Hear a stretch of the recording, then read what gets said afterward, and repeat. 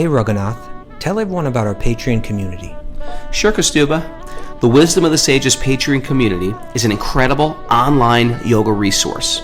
If you like the type of yoga wisdom and culture we share on the show, then our Patreon community is a great next step. This is a listener-supported podcast, and any level of sponsorship will unlock a wide range of live and archived classes, talks, and even workshops. Raghunath teaches, I teach, and we have a host of other excellent teachers on topics ranging from yoga philosophy, asana classes, storytelling, Ayurveda, kirtan, cooking, meditation, and a lot more. We even have an incredible online Bhakti 12-step recovery group. So if you want to check it out, go to patreon.com/wisdom of the sages. All right, let's get it on. Om Namo Bhagavate Vasudevaya. Om Namo Bhagavate Vasudevaya. Om Namo Bhagavate Vasudevaya.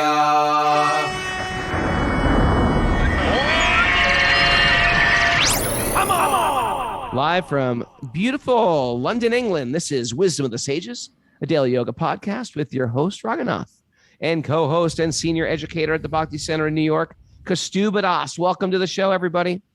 Welcome to Walk on Wednesday. Every Wednesday, we invite someone we feel is a little cool, doing something cool with their life, and we invite them. We pick their brain for about 10 minutes and see what they have to offer us. It also helps. We have a really tight community. Everyone sort of knows each other. Even the others are coming out of the woodwork and introducing themselves to each other.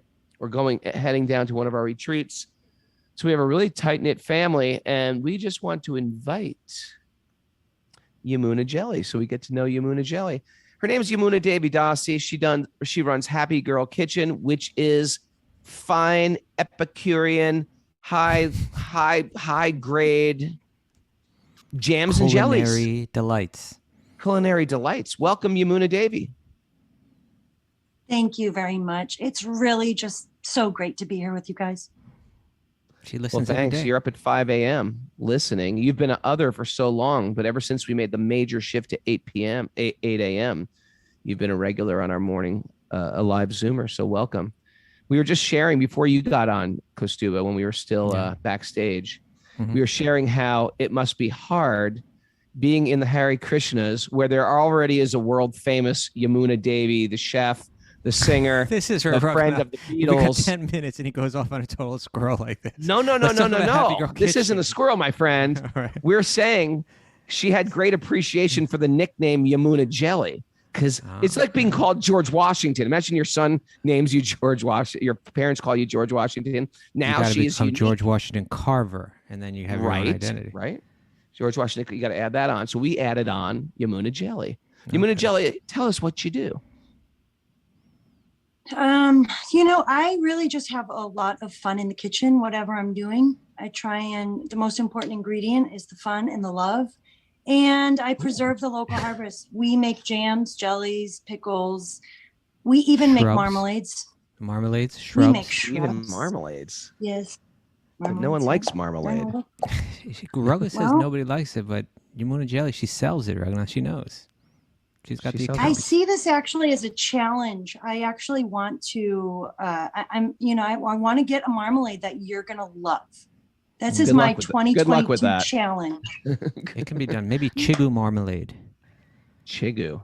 You ever have a chigu? Got his attention right there. Yeah, there you go. You don't know chigus, Yamuna? What do they call them in America? Chigu? They call them sapotes, I think. Sapotes. Really? Well, you know what? We'll make sure you get someone. We're going down together to Colombia. You know, they have them in India, but they also have them down in Colombia. So we'll make sure you get chigu. You could do something special with that. She's coming to the Wisdom of the Sages retreat. I know. That's what I'm saying. We can do. So if you're coming, you'll be able to meet Yamuna Jelly in person. Together over here, right? Yeah, but the big news. First of all, not only do you sell like your goods online, but you have a restaurant there too. It looks like an incredible restaurant. Wait, I missed out. You have a restaurant? You have a restaurant? Yeah, I have a restaurant. Yep. Is it exclusively jelly? No, it's all kind of fantastic looking food. You just come to the table and there's just a spoon there. We're not going to let her speak. No, it's exclusively local organic harvest. That's kind of our thing. Whatever we can do to highlight the local organic farmers and the local organic harvest. So, it's just a very, very simple menu. And we just try and make everything really exquisite. It looks like really, I don't know, like what's the word? Artisan or something, or, refined, like artisan. It's just all natural kind of stuff and nice recipes and all that. It looks like a very beautiful. Next time we're on the West Coast, we got to go out there, Raghunath. Happy Girl Kitchen. How far are you from? Where's your biggest city near you? We're about 2 hours from San Francisco. Okay. Oh, okay, great. So Happy Girl Kitchen is your jelly company. Is your restaurant called Happy Girl Kitchen too? Yeah, everything's called Happy Girl Kitchen. Where is the restaurant? Oh, it's right in a small town called Pacific Grove by Monterey, California. Right in the Monterey Bay. Okay. Now, I'll tell you something. I've recently made an order from Happy Girl Kitchen. It's so good, all the stuff. But the big news is that Yamuna has just released a Wisdom of the Sages holiday gift box, correct?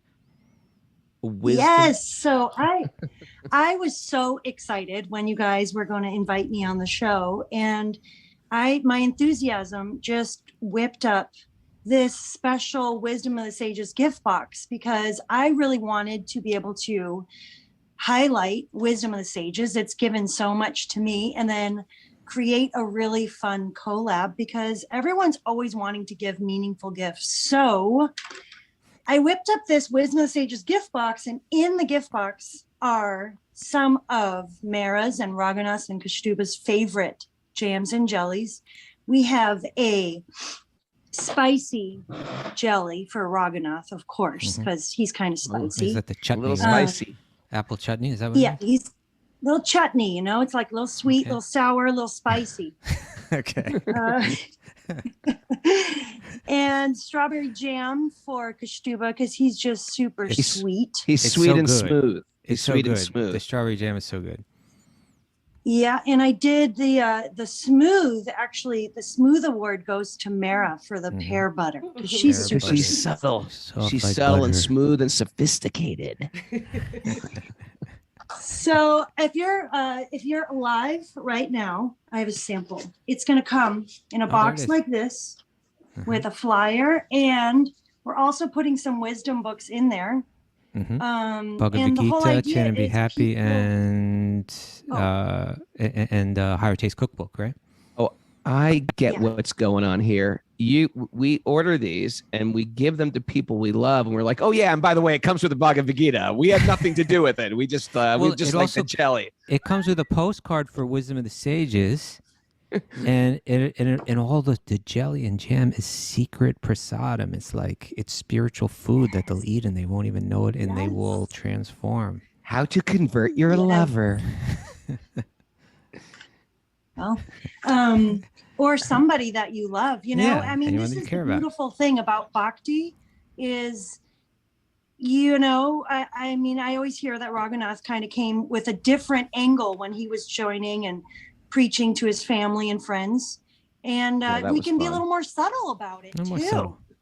Give him prasadam jelly. Just gift box, right? So if you go to our Instagram account, Wisdom of the Sages Instagram account, we're featuring this. I don't know if you've seen it yet, Yamuna. I just put it up this morning. You saw it, Virgo? So we're featuring that gift box there, and there's a link in our bio to the Happy Girl Kitchen Wisdom of the Sages holiday gift box, so you can go find it there. Otherwise, you go to happygirlkitchen.com, right? Is that correct? Yeah, and you just look under gift boxes. But we just thought this would be a really fun collab. It's a way for me to, spread the word about something that's been an awesome part of my life for the last 2 years, and just get it out there, get the wisdom out there. We should mention the discount code for Wisdom of the Sage listeners. Okay. I decided to go with the same one as Bava Wellness to keep it simple. So it's going to be WOTS 108. Wisdom of the Sages, WOTS 108. All right. And you'll get that. Is a discount only for the Wisdom of the Sages one, or is it for all of your stuff? Oh, it's for everything on the whole website. Wow. So 10% off anything on the website. Okay. Yes, just for fun. You know, one thing more that we need to mention is I need to personally thank you because you are one of the Sage Group leaders, right? Our reading groups that we've put together just recently. We've kicked it off. We're in our second week of it, and you volunteered to be one of the group leaders. From the bottom of my heart, I thank you for that, Yamuna. You know, from the bottom of my heart, I thank you for including me in being in one of the groups and one of the leaders. And it's been now 2 weeks. We just did it last night again, and we already feel connected to each other and sharing, you know, intimately things that, you know, we need to have a safe space to be able to share questions and concerns and joys. So it's really already been wonderful. And I have a few friends that are interested in being a part of it when it comes open again. So yeah, I we'll think open you it up guys again. are really on to something. Okay, thank you so much. I got a question for you, Yeah. Yamuna Jelly G. What if someone's in Europe or Australia or Nairobi or wherever they're listening to, but not in the United States? Can they still order from Happy Girl Kitchen? Does it get there? Does it get here in time for Christmas? We actually don't ship internationally just because these jarred goods are glass and they're so heavy that it's really cost prohibitive to ship that makes glass sense. jars over the seas. Okay, Europeans. Sorry. Thank you. You come to the land of the free and we will give you jelly. Maybe you guys could collaborate with a jam maker in every continent, you know, so you could continue. Maybe this is a sign that we should create jelly people in other worlds. Like it should be Vivi jelly or Narayani jelly or, you know, Bruna G jelly. Trapped down under the jelly. Trapped down under the jelly. Okay. All right. Thank you for joining us, Yamuna Jelly G. We're so proud of you and inspired, and you're sending out prasadam all over the world. And thank you. Thank you guys so much. Thank you. And you better not hang up and go back to bed. I know it's 5 a.m. over there, but we're watching you. If that screen goes dark or turns to a photo, I'm going to be very, very upset with you. I'm a morning person. I'm a morning person, Raghunath. I'm here. It's a farm girl. Okay, good. Well, we're about to dive into the sweet, sweet jelly-like Srimad Bhagavatam. Okay. Narayanam namaskrityam naram chaiva narottamam devim sarasvatim vyasam tato jayam mudirayat. Before reciting the Srimad Bhagavatam, which is our very means of conquest, one should offer respectful obeisances to the Supreme Lord Narayan, unto Narayan Rishi, the supermost human being, to Mother Saraswati, the goddess of learning, and to Srila Vyasadeva, the author. Nasta prayesh vabhadreshu nityam bhagavat sevaya bhagavati utamashloke bhaktir bhavati naishtiki. By regular attendance in classes in the Bhagavatam and by rendering service to the pure devotees, all that is troublesome to the heart will become eradicated, and loving service to the Supreme Lord, whose praise with transcendental songs will be established as an irrevocable fact. Om Jnana Tamarandasya Jnananjana Shalakaya Chakshurunmadatam Yena Tasmai Shri Gurave Namaha. I was born in the darkness of ignorance, and my teachers are opening my eyes with the torchlight of knowledge. I offer my respect to their lotus feet. Reading from the Srimad Bhagavatam, 3rd Canto, Chapter 29, Text 13, Mara. I got it. Good job. Whoa. I left it up on my computer. You know, Raghunath, so, I was thinking maybe what we could discuss a little bit today, even as we're starting it, because it's related to what we read yesterday. Yeah. Is, so we're hearing an explanation of what bhakti is. And first we heard, going back to last week, we heard about not bhakti practice that isn't quite pure, isn't quite unadulterated, that has been adulterated, that has something else mixed in. And that was, we heard about it might be a tamasic influence, which manifests as you have anger and enviousness, pride, blended into your practice. And then we heard about how Rajaguna, how the mode of passion may blend into it and manifest as the bhakti practices you're doing it with a motive to get something material back. It might be fame, it might be money, it might be, whatever it might be. And then we heard that even the sattva guna, even the mode of goodness, when that's blended into one's bhakti practice, even that, in other words, the desires that might develop in the mode of goodness, the desire for peace and escape, you could say, escape from the sufferings in this world, right? Even that's still not pure, unadulterated bhakti, which is where the love between the soul and God really flows. And so then we heard the verses yesterday, 11 and 12, that's what we read yesterday, which says that when you have pure, unadulterated bhakti, it manifests as your attraction for God, your attraction for Krishna, it's just, your mind doesn't go anywhere else. And it gave the analogy of the Ganges River, right? Like the river just flows to the ocean. It just doesn't stop. It doesn't take a break. The river does, it's always flowing in that direction. It doesn't flow in any other direction. And so that's what we call bhakti. That's or you could say uttama bhakti, pure bhakti, real bhakti. Sometimes it helps to understand what something is by understanding what it's not. And so bhakti means it's not blended with desires for the things of this world or desires to escape the pains of this world.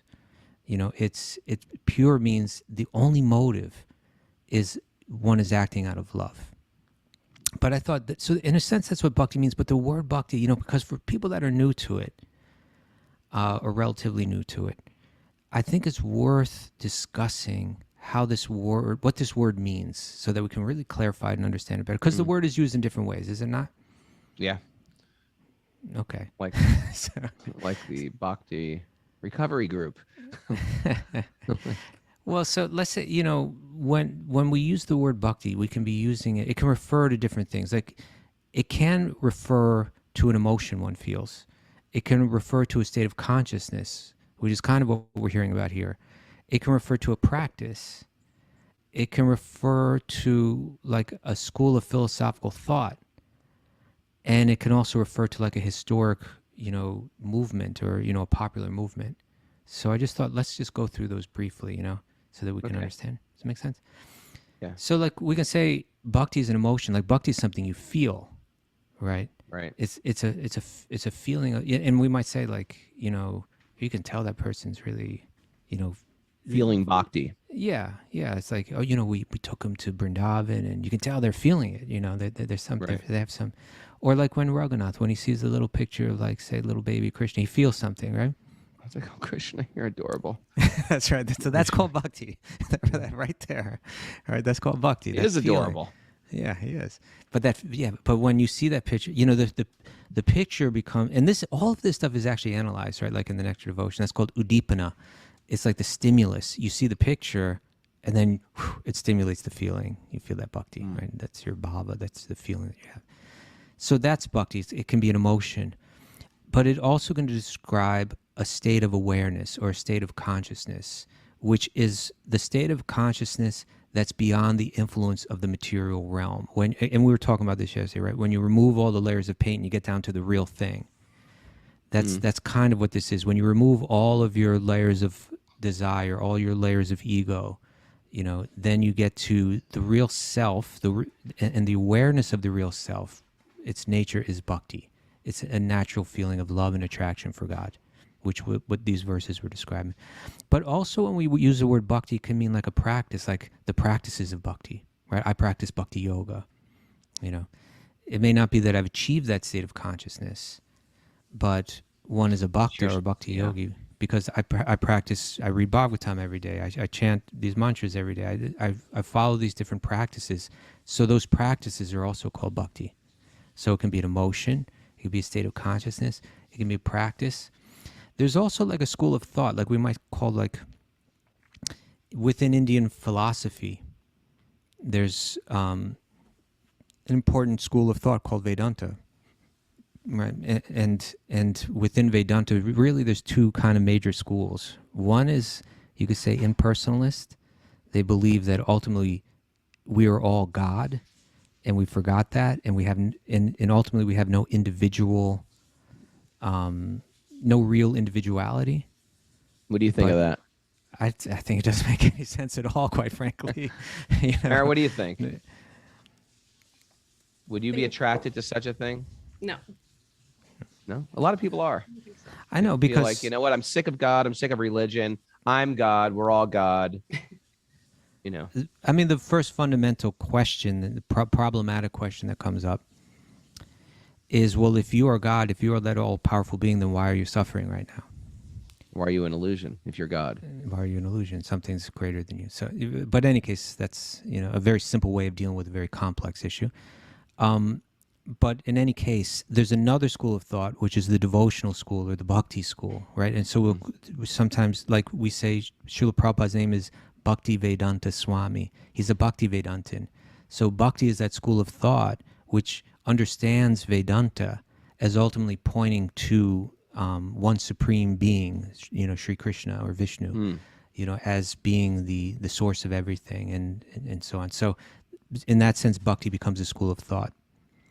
And then finally, like there's the historical spiritual movement. Like if you go back into the history of India, if you go back many, many, many centuries, there was a time where it's believed that the Vedic idea of karma was prominent. Like it was largely ritualistic society, worshiping many gods for material benefits. And then historically, Buddhism took over most of India. And then Shankaracharya brought it back to Vedanta, but with an impersonalist Advaitic interpretation of Vedanta. But all along, the teachings of bhakti were there and practices of bhakti were there. But you're giving us this is a valuable history class of philosophical development in India. I'm appreciating this. It's just scratching the surface of it. Yeah, but it's a good overview. It's an overview, yeah. And so, even in all those periods, you had important figures, like, for instance, the Alwars in South India were this group of 12 poets, right? Devotional poets, mystics, right? Who wrote very beautiful poetry and songs full of bhakti, kind of like extracting the devotional teachings out of the Upanishads and out of the Puranas and so on and putting them forward. But really, it was about 1,000 years ago that like a powerful figure like Ramanuja comes up. And then, a few hundred years after that, a couple hundred years after that, Madhvacharya and, Nimbarka. And then, like 500 years ago, you get figures like, of course, Sri Chaitanya, Vallabhacharya, and other famous people, Mirabai, and so on. So they, amongst those great thinkers, they were philosophers, but great saints or great devotees. And they, they codified the bhakti teachings, and established, schools of philosophical thought, established important commentaries, established important temples, that kind of, brought in a wave of where we're all over India. The idea of bhakti and the idea of devotion became popularized. So you can call that like the bhakti movement, and there have been different waves of the bhakti movement throughout history. In one sense, we're in a very important one right now because we're in a tsunami right now of bhakti. Yeah, if you think about it historically, if it's never really in this type of form, you could say there's bhakti traditions of love of God and other spiritual traditions, but it's never been like the way it has been throughout the rest of the world outside of the Indian borders or the Southeast Asian borders. Yeah, if thousands of years from now, people will look back and say, "Well, this was a very significant time." If you and I, although we were young at the time, but we were on the earth at the same time, Srila Prabhupada had brought bhakti to the Western world, which hadn't been done that way before. No, he's going to be looked at as like this. We look back and like what Kaustubha just said.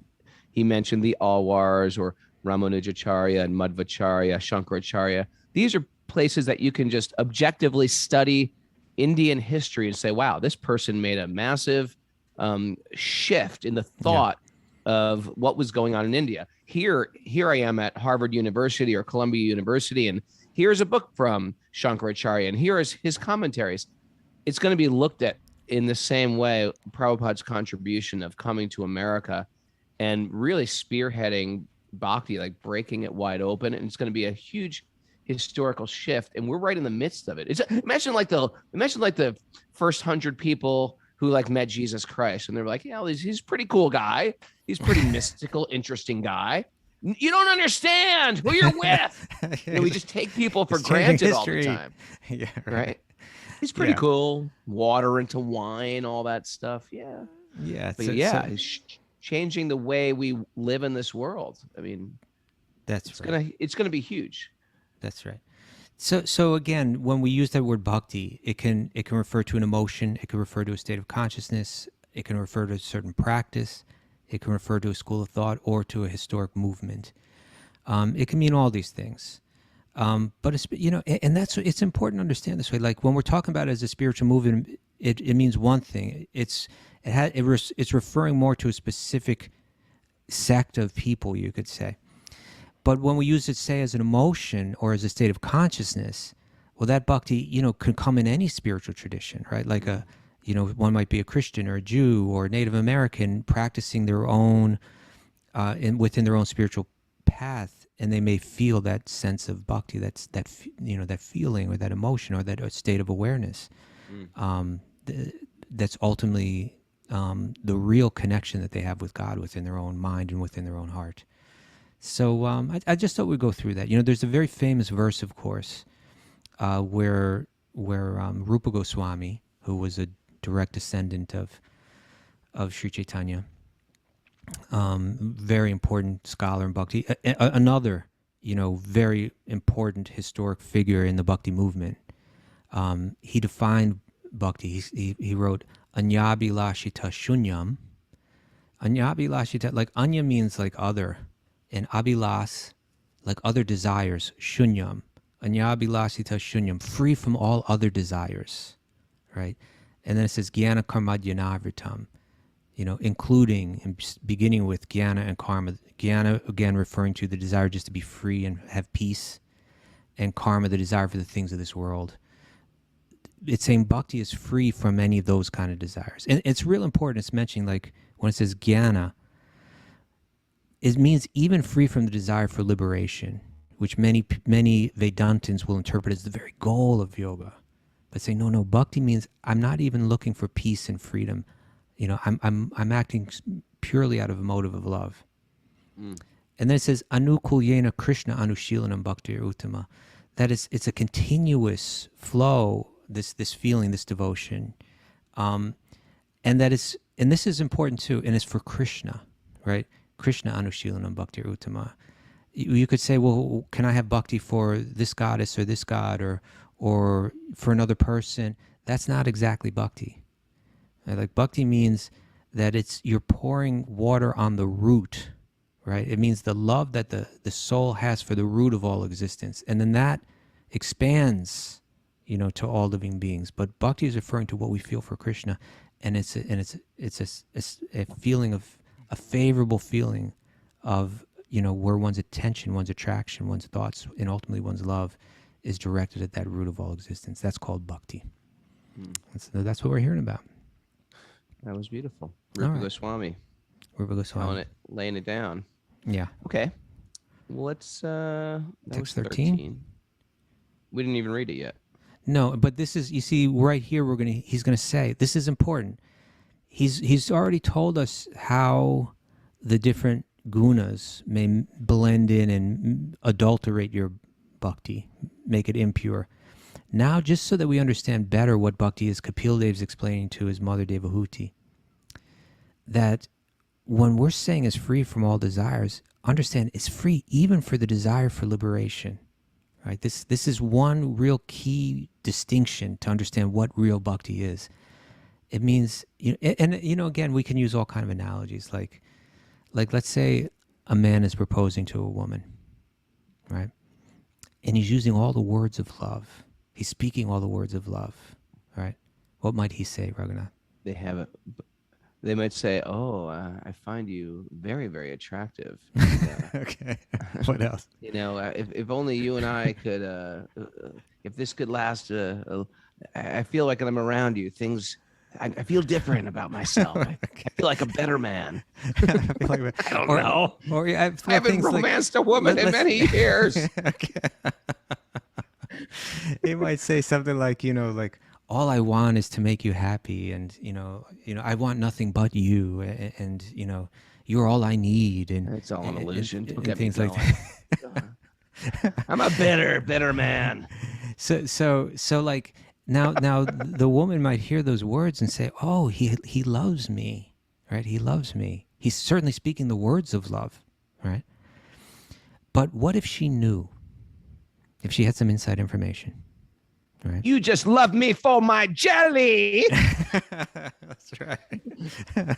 The jelly heiress. Yeah, you want something from me, right? You want, let's say, sometimes people get married for money, for fame, or even like just like physical reasons, right? Right.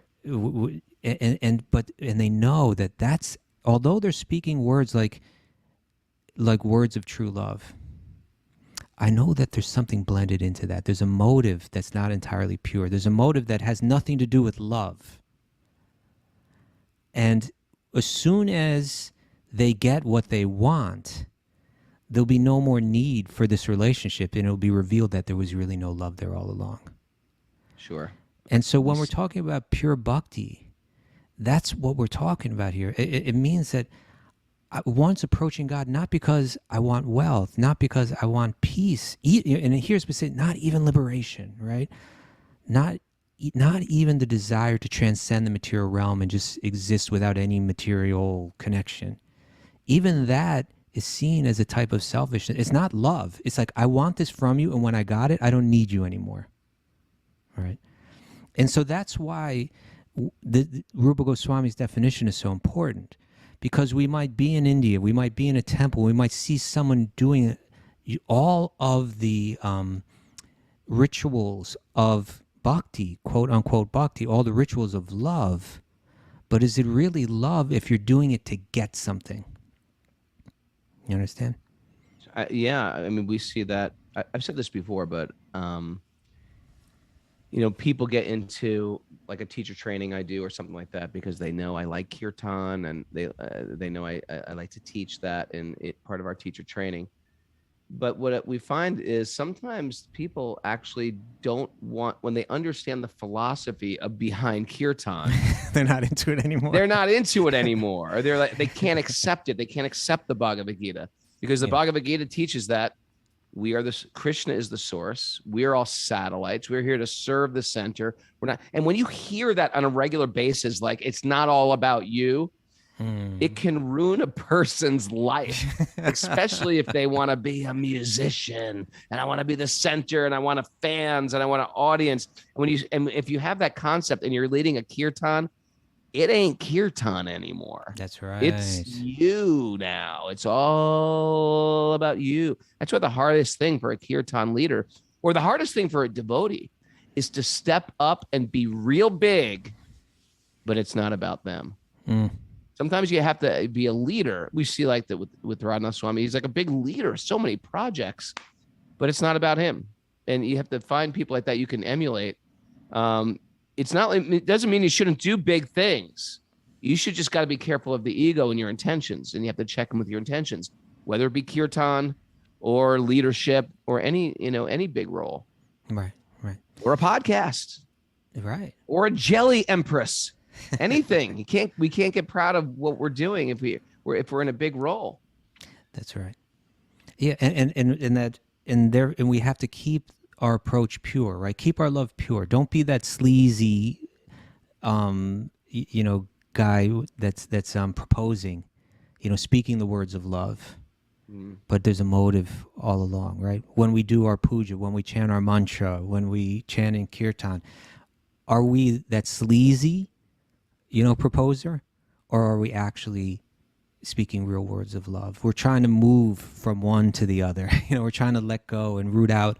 Not yesterday we were saying like the habits are like just the first layer of muck, right? And then beneath that are like these deeper ones. I want prestige. I want fame. I want to be the center of adoration. I want all these things. We're trying to let go of all of that, and that's why real humility. The real practice of humility. It means that you become tolerant and you're not concerned about whether I'm being honored or not.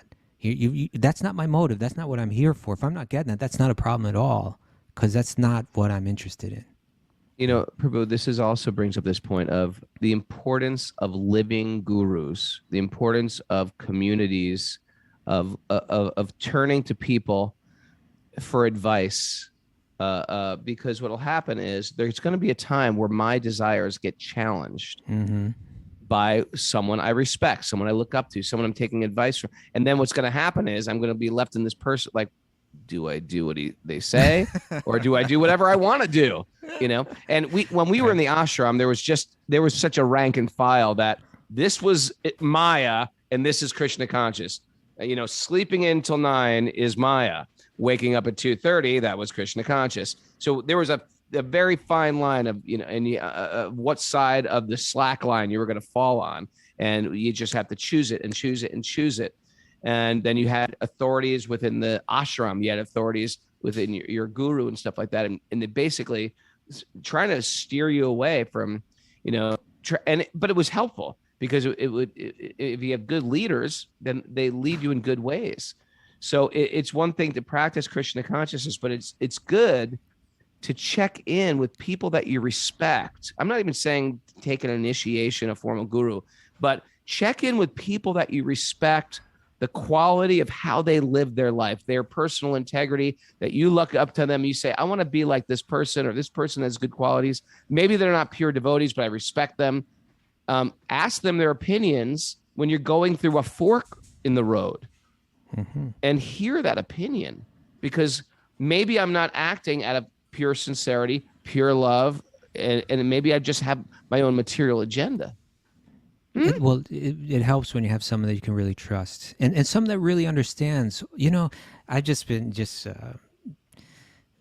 within the past few days, just checking out some of these kind of big name, charismatic guru figures that are becoming more popular out there. Checking them out a little bit. Do a little window shopping. Checking them out.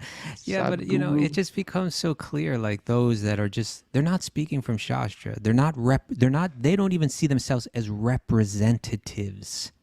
They see themselves as, like they're the attraction, Right. And I can just see how confusing and how upsetting it can be, and how it can be so pretentious, both the speaker and the follower. How it just breeds pretension.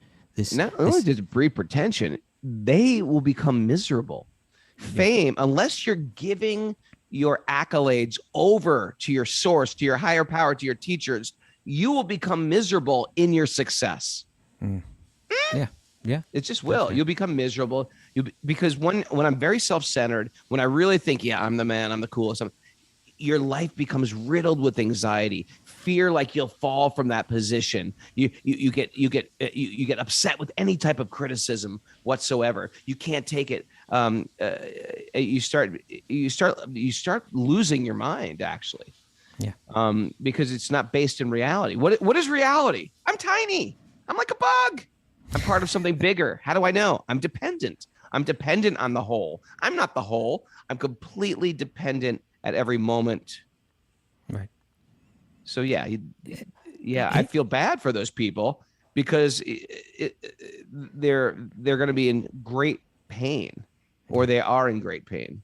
And it even comes in the guise of like even Krishna bhakti, but you hear these people speaking, but they're not speaking anything that's genuine. It's all just kind of like new age gobbledygook in the guise of a true, Krishna bhakti tradition. By the way, I just want to clarify too that Kaustubha is not saying you can't be genuine and sincere and connected and devotional in any other tradition, or even within other lineages than me and Kaustubha are in. But we're saying you need to start developing that fine-tuned discernment. And that's what, if you're listening to the Bhagavatam on a regular basis, that's what you're doing right now. Because we're not trying to sway you. Hey, join our club. It's great. Although we partly are. No. Truthfully, what I want from a student, I want them to be happy. And I want them to reconnect with their spiritual life. Whether they join my particular tradition or not, who cares? But what we want people to do is understand what the gold standard is. And it's not set by Kaustubha or myself or Mara. Don't think Mara's setting the gold standard. We're just trying to hear the gold standard coming from the sacred literature and promote that. Mary and you'll sets the find gold people in standard different for- traditions that can fit into that. I was gonna say, Mary sets the gold. She sets the gold standard for vegan catering within Columbia County. Yes, she does. Yes, she does. And field hockey. Let's not forget about that. Okay. All right. Okay. So in any case, just our discussion has been around what is bhakti? What is it really? Who can represent it? What does it look like? You know, what is it free of? What is it? You know, we're talking about something pure. What is it pure of? It's pure of these different motives, right? And it's and the real representatives of it, they're saying, here's the tradition, here's the teachings. They're coming from these beautiful sacred texts, which are full of wisdom and insights. I'm just trying to hand those to you. And I'm referring to them and giving and the credit goes up all the time. I'm not sitting here wallowing in your adoration. As a matter of fact, I want to minimize my own kind of external glory, right? And I'm just pointing you up the ladder, right? That's what you should look for. There you go. Okay. There you go. All right. So text 13? Yeah. Okay. So this is our first text of today. Yeah. But we did a great introduction to it. Now, this is interesting. A pure devotee does not accept any kind of liberation, salokya, sarsti, samipya, sarupya, or ekatva, even though they are offered by the Supreme Personality of Godhead. Now, I find this fascinating because it's one of these things. It's like, how they figured all this out? how'd you figure all this stuff out? Like, this is real stuff. These are like, we talk about, yeah, I could understand, okay, there's spiritual people. I can understand there's a liberated soul, but they're going into like the details, the little refined details. No, there's not just liberated souls. There's liberated souls who have salokya, sarsti, samipya. They have all these refined gradations of what a liberated soul is. I find that fascinating. Why don't you read the commentary, because it talks about them all here. Will do. Lord Chaitanya teaches us how to execute pure bhakti, pure devotional service, out of spontaneous love for the personality of Godhead. In the shikshastakam, those are prayers from Lord Chaitanya, he prays to the Lord, "Oh Lord, I do not wish to gain from you any wealth, nor do I wish to have a beautiful wife, nor do I wish to have many followers. All I want from you is that in life after life, I may remain a pure devotee at your lotus feet." Okay. You know the verse? Mara, do you know this verse? I know the verse. You know the verse, Mara? What about Karuna? Does Karuna know this one? Is Karuna do you know the Shikshastakam prayers, Karuna? Oh, yeah? Do you know this one? Nadanam, Najanam? Okay, let's unmute her. Okay, we're going to outsource this, Mara, to an 8-year-old. I actually know all the shikshastakam. Okay, all you have to do is this one, though, Karuna, okay? Nadanam, that one. Nadanam, the fourth verse? Yes. Nadanam, nasundarim, kavitam, bhataki, deshikame, mama janmani, janmanishware, bhavatad bhakti, rahoitu kitvai. Woo! That was very good. Well done. Boom. Well Karuna, done. 8 years old from Lebanon. Okay. Thank you. Okay, Mara. Okay, so that was the translation that Raghunath just read there. I do know Nadanam, Nadanam, I don't want wealth. Najanam, That's where we get the word donation, some valuable thing. Dana. No, not Dunham. Mm-hmm. So I don't want Dunham. I don't want Janam. I don't want followers, like prestige, you know. Nasundarim means people. Jana means people. Like Krishna is Janardhan, the best of all Janas. Putting all Look at me. I'm a little pundit. Nasundarim. Yeah, beautiful women. Right? Beautiful. Yeah, that's not what I'm coming to you for. Yeah, or any beautiful person. You might say, no, I like men. Okay, I want a beautiful man. That's okay. No, I'm just kidding. You can't have it. It's pure of all. It's pure of all these separate desires. That's the point. I'm not asking God for any of these things that most people are desiring. Most people are seeing are the keys to happiness. You know, no, I don't want any of those things. All I'm asking for you is that birth after birth, mama janmani, ishre bhavatad bhakti hoitaki tvai. All I'm asking is that birth after birth, I just may remain just a little speck at your feet, right? I just want to be under you. I want to be connected to you. That's all. That's all I'm asking for. That's bhakti. All right. Now I want to know. Well, what are these other liberations? Okay, pure love of God. We got it. It's the best. what's the next? What are these other ones that are sort of like, well, keep reading. Just keep reading. For sort of fun. They're fun. Followers, Liberation's fun. Beautiful women. These don't interest you. You just want. Well, no, that's material life. But now we're talking about this verse, which is all these other types of liberation, but they're not pure love of God. I find this interesting. Yes. Okay. There is a similarity. It is clearly, Well, there is a similarity up there. There is a similarity between the prayers of Lord Chaitanya and the statements of the Bhagavatam. Chaitanya prays in this life, in life after life, indicating that a great devotee does not even desire the cessation of birth and death. That's liberation, right? The yogis and the empiric philosophers, right, desire cessation of the process of birth and death, right? They want mukti, they want freedom from birth and death. The yogis, yeah. But a devotee is satisfied even to remain in this material world and execute devotional service. Okay. Right? You're creating your spiritual, like you're living in almost like a spiritual bubble, right? Yeah. It is clearly stated herein that a pure devotee does not desire ekatva, oneness with the Supreme Lord, as desired by the impersonalists, the mental speculators, and the meditators. To become one with the Supreme Lord is beyond the dream of a pure devotee. Sometimes he may accept promotion to the Vaikuntha planets to serve the Lord there, but he will never accept merging into the Brahman effulgence. So that's called Salokya, right? To live in Vaikuntha. Salokya, yeah. Which he considers worse than hellish. Why? Because he can't serve. A devotee wants to serve. That's right. Such a katva, or merging into the effulgence of the Supreme Lord, is called kaivalya. But the happiness derived from kaivalya is considered by the pure devotee to be hellish, right? Yeah. Yeah. If you're getting off on serving and loving so much, then you don't want to lose that. Right. It's not like it's not a pleasure compared to the material world, but compared to something really genuine, no. If one is engaged in pure transcendental loving service to the Lord, it is understood that he has already achieved those 5 kinds of liberation. When a devotee is promoted to the spiritual world, Vaikuntha, he receives 4 kinds of facilities. Ready? It gets more and more refined. One of these is Salokya, living on the same planet as the Supreme Personality. The Supreme Person in his, where are you going to read this anywhere in the world? Who else tells you this type of information? Is this the most valuable book in the world? Very valuable, Raghu. Right? Yes. Living on the same planet. The Supreme Person in his different plenary expansions lives on innumerable Vaikuntha planets, and the chief planet is Krishna Loka. Just as within the material universe, the chief planet is the sun. In the spiritual world, the chief planet is Krishna Loka. From Krishna Loka, the bodily effulgence of the Lord Krishna is distributed not only to the spiritual world, but to the material world as well. It is covered by matter, however, in the material world. In the spiritual world, there are innumerable Vaikuntha planets, and on each one, the Lord is the predominating deity. Very interesting, huh?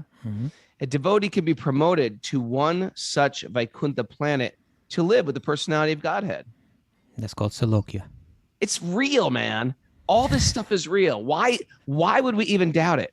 You know what I was doing today? I went on a japa walk today. Okay. And I just noticed that the birds had some issues going on. And there was like a bird war going on. And I just stopped and I watched. And there is like bird issues in the world going on. And we're just driving. People are just driving by. But there's like a civil war in the bird community. And like if the birds had news, it would be big issues.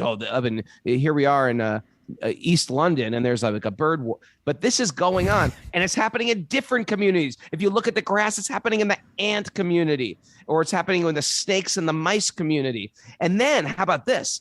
Inside the bird is all these bacteria Germs. at war with each other, right? It's happening on the micro, the macro, the celestial world, the spiritual world. Why is it so hard to perceive? We can perceive it in the bird community. It's going on. Why can't this be going on in the celestial bodies? What's going on? War? There's war in the celestial bodies? What are you talking about? There's wars. The Devas and the So why are you bringing this up? Is it in relation to Salokya? Yeah, I'm just thinking this is so fantastic. Someone could very easily go, you buy all this stuff? Yes, we do. You know why? I still don't why know how not? it connects to the birds. It could be. It could be. Yeah. It could be. That's why. Do we have time for one more verse? No, we don't. But we could finish this commentary if you wanted to. Okay. Kaivalya Sharshti in Sharshti. In Sharshti. Sharshti. In Sharshti liberation, the opulence of the devotee is equal to the opulence of the Supreme Lord. Samipya means to be a personal associate of the Supreme Lord. In Sarupya liberation, the bodily features of the devotee are exactly like those of the Supreme Person. That's pretty interesting. Like Vishnu. You look just like Vishnu. Body. Yeah. You had 4 arms, the whole deal. Is that a bad one too? Do we?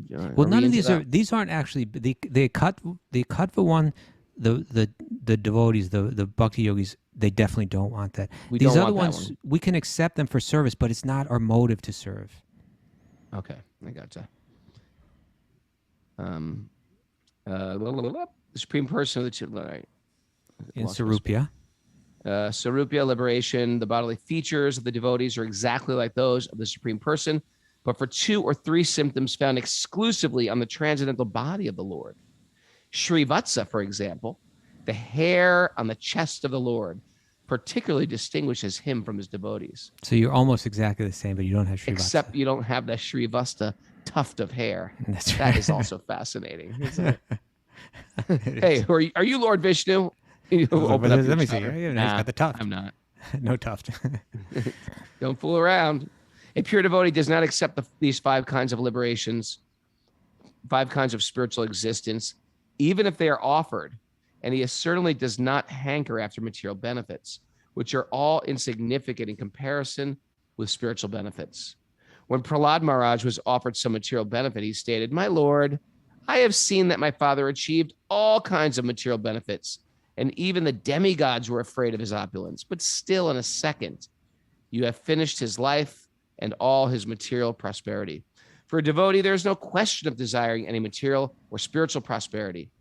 He simply aspires to serve the Lord. That is the highest happiness." There you go. So, like as we read Bhagavatam, we're going to see many different examples of great bhakti yogis. And they'll go through trials, but their faith and their devotion remains strong even through those trials. And then Lord Vishnu or Krishna will appear to them and say, "I'm so pleased with you. I want to offer you something, right? Tell me whatever you want. I can give you anything." And this is how we understand what bhakti is, because they always come back with the answer, "I don't want anything from you," right? The love that I feel for you isn't based on you giving me something for it, right? It's pure love. All I want is that I never forget you, that I always remember you, that I can always feel your presence. Other than that, what do I need? I don't need anything. That's pure bhakti. All right. Well, all right. We got some takeaways. I guess the big question here is, do I look like Uncle Fester in this sweater? What do you think, Kaustubha? It's funny that you say that. I don't think you look like Uncle Fester in that sweater, but in that in the Instagram reel you did the other day, I was telling you to stay a little bit far away from it. You said. You're saying I look like Uncle I think you looked Fester. a little Fester like in that thing because it was just so close to you. Mara, do you even know who Uncle Fester is? Yeah, I do. Okay. I think in the sweater now you don't look at all like Uncle Fester. I'm just going to take that as an Uncle Fester vote. I think we have some announcements. Okay. Where did the Uncle Fester thing come up? I don't know. I was looking at myself and I was like, I look like Uncle Fester. I thought. No, I don't think you do. I don't think you do. But I think in that reel, you just got to keep it a little bit farther from you. Keep the camera a little bit farther from you. Keep it farther, less Fester. Gotcha. Yeah. Okay. The farther, the less Fester. That's the formula. That's our takeaway today. Mara, what you got? All right. We're in the midst of a bhakti tsunami. Yes. So Bhakti. Oh, that's right. It's a Bhakti historic Tsunami. period. It really is. If it's all about you, it isn't kirtan. That's a good point. Seek the giver, not the gifts. That came from Thomas Harry Bowl, but I thought Thomas it Harry was Bowl. That is Yeah. nice. That's nice. Uproot your sleazy motives. Uproot those Please. sleazy motives. Get rid of them. Please do. Yeah. Give your accolades over to your teachers and God, or you'll be miserable. That's a fact. You will. Try it. Keep your love and approach to Bhakti pure, and look for teachers that point up the ladder. That's right. I like We should that. announce that there's no show on Friday, right? Oh, no show on Friday. Today's Okay, Wednesday, but we're on there's tomorrow. no show on Friday. Yep, we're on tomorrow. No show. And then we have a special guest on Sunday. Oh yeah. And we have a special time. Shama Sundar Prabhu is going to be on the show. He's going to talk about his new book, Chasing the Rhinos Part 3. Love this guy. He's got so many. I'm going to pick his brain about all of all his Beatles stories. I want all his Beatles stories. I want them all. And that's going to be a special time. And it's going to be, what's the time? 2 p.m. 11 Eastern. a.m. Eastern. Oh, no. 2 p.m. Eastern time. 2 p.m. 2 Eastern p.m. time on Eastern Sunday. time.